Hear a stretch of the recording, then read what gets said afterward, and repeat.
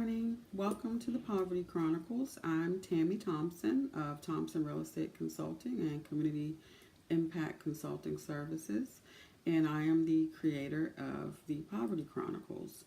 Today, I want to talk about savings plans and developing savings plans specific to milestone events that we, especially parents, like to participate in and make sure that our children are able to participate in. I've been seeing some amazing photos of the jobs that parents have done making their children absolutely beautiful for the prom season and lavish graduation parties and all these wonderful things. I've seen so many parents preparing to send their young adults off to college, and it's just very exciting to see. However, I'm also seeing some parents who are really stressing about the financial obligation related to these events. So first, I want to talk about us as parents. The concern that I have that I see so many parents not planning for these milestone events. If we just bring this into perspective a little bit, we know that most of our children, unless they are brilliant prodigies, will probably graduate sometime around the 17, 18-year-old mark, right? So we have literally 17, 18 years to prepare for these events, but we don't do it. And it's normal, right? We think we have all the time in the world, and we're just getting through life and paying bills and, enjoying life and enjoying watching our children grow up.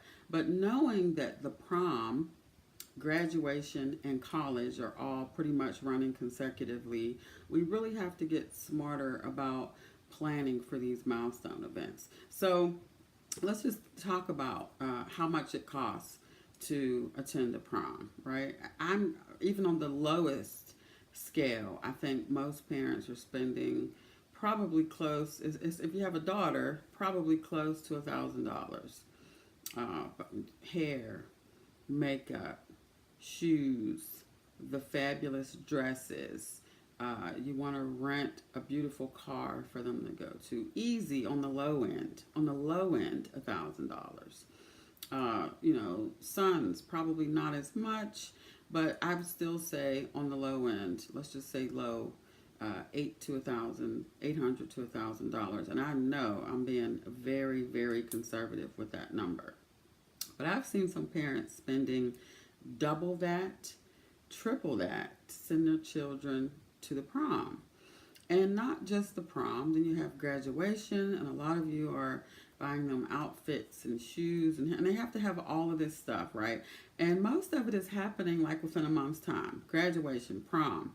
And then the ones that are going to college, off they go in the next couple of months or so, off to college. So if you really just sit down and think about how much of a financial burden this can be if you haven't planned appropriately, it can get pretty costly, and it can cause some serious financial strain.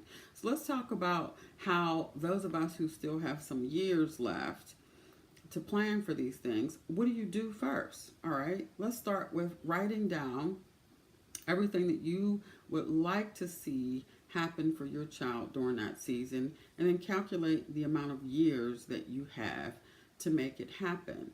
Start really looking at your expenses and finding out, what can I reduce, or how can I earn some extra money, or how can I make some shifts in my current savings to go specifically into a fund that will only come out when I am prepared to start purchasing items or making deposits for prom, graduation, right? Just don't touch it. I just had my 9-year-old, who actually just turned 10 today. I just had her open her own bank account, savings account at the local federal credit union.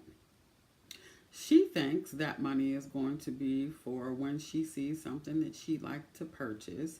And I have quickly educated her that money, that every dollar, every penny, every quarter that goes into that account is being set aside for her prom, her graduation, her college if she chooses to go to college, or the business that she intends to set up if she doesn't go to college. So either or, she is going to be contributing to those milestone events. It's just, I don't see any reason why we wouldn't expect birthday money. 50% of every dollar that she gets goes into that account. I have to consistently educate her about her contribution and her responsibility for contributing to these things, right?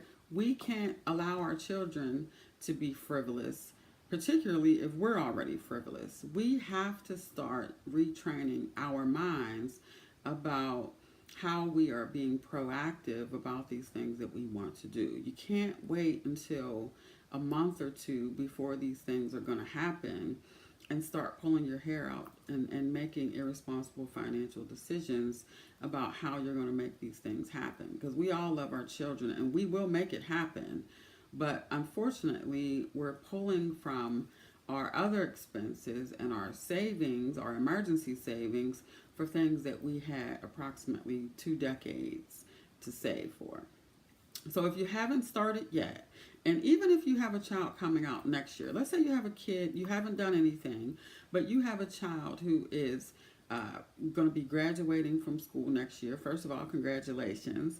But you still have time to start saving for their milestone events. You have time now. You have a full year to plan for their prom and start proactively putting money away for graduation and college. So I want to talk about college really quick. For those of you who have young children, in particular, very young children, you have a great opportunity to start saving through what we call a 529 plan. 529 plans are the easiest way to save money. You get tax advantages also for saving this way. So I want you to go check out pa529.com.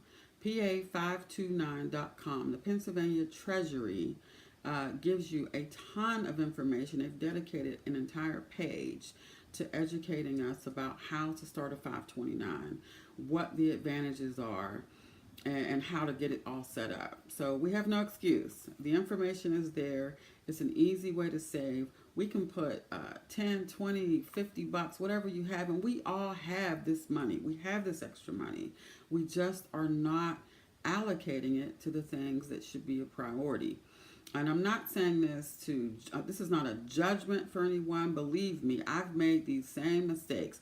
Guys, I have to tell you, I'm on my second generation of children, right? I'm a grandparent.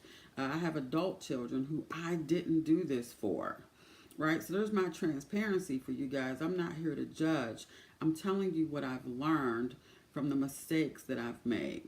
I have a child who is 10, who I have 8 years to get her ready so that I don't have to stress about all of these things that I want her to be able to do. And I want to share this information with you. I've learned it the hard way, right? So I'm not here to judge, but we have to be able to admit when we're doing things wrong so that we can shift in the direction that we're going and do things the right way. So please accept this information, knowing that it's coming from a loving place, not here to judge or point fingers or wag fingers and make people feel ashamed. But it is time for us to start being financially responsible, especially when it comes to these kids.